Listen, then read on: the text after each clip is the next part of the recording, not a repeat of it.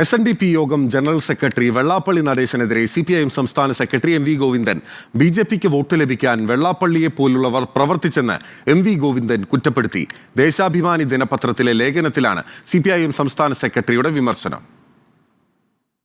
CPIM നേതൃയോഗങ്ങൾക്ക് ശേഷം Vellappally നടേശനെതിരെ MV Govindan രൂക്ഷഭാഷയിൽ വിമർശനം ഉന്നയിച്ചിരുന്നു.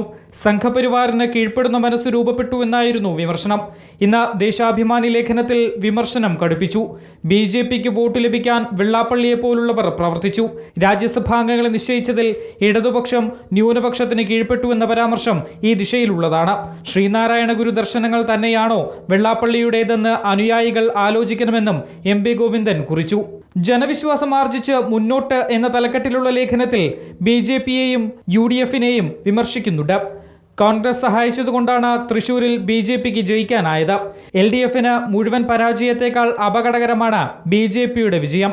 ഈ സമയം ഭൂരിപക്ഷ വർഗീയതയും ന്യൂനപക്ഷ വർഗീയതയും ഉപയോഗിച്ചാണ് BJP വോട്ട് പിടിച്ചത്. മുസ്ലിം ക്രിസ്ത്യൻ സ്പർദ്ധ വളർത്താൻ BJP ശ്രമിച്ചുവെന്നും MV ഗോവിന്ദൻ ആരോപിച്ചു. റിപ്പോർട്ടർ, തിരുവനന്തപുരം.